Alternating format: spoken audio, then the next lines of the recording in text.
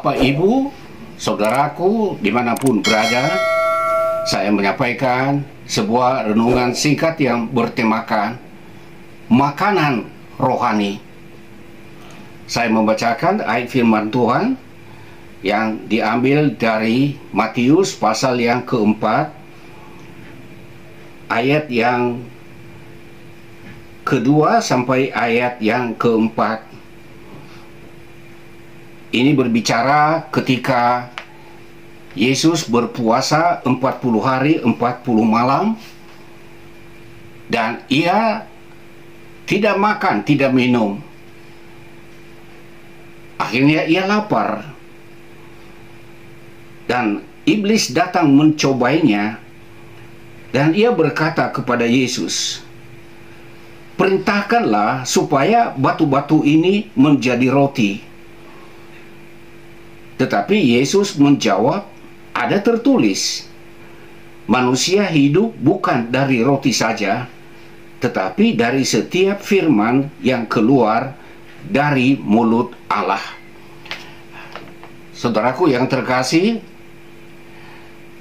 ini menandakan bahwa manusia ada kebutuhan jasmani, apa yang kita makan, apa yang kita minum.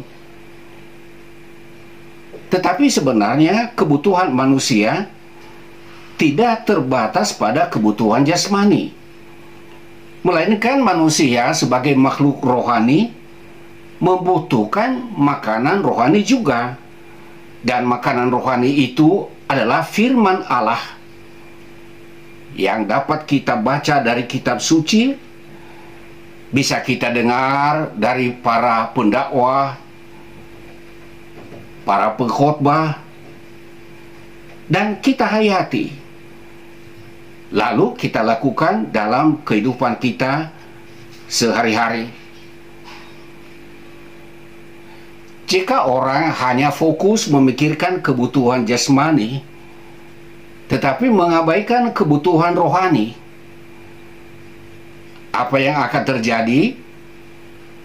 Terjadi kekeringan rohani, bahkan kematian rohani. Artinya orang ini secara makhluk, ia hidup secara jasmani, tetapi kehidupan rohaninya jauh dari kehidupan yang berkenan kepada Tuhan. Karena itu saudaraku yang terkasih,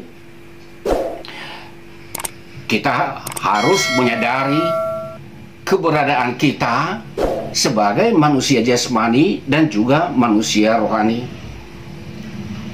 Kita memang harus bekerja untuk memenuhi kebutuhan jasmani kita. Dan sebagai makhluk rohani, kita harus memberikan waktu, perhatian khusus, agar kehidupan rohani kita bisa bertumbuh,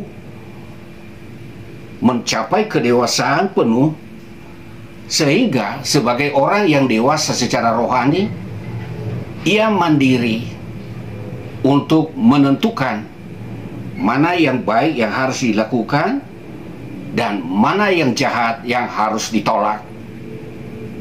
Semoga kita semua menjadi pejuang-pejuang, memperjuangkan kebutuhan hidup ini, baik kebutuhan jasmani dan bahkan terlebih kebutuhan rohani kita.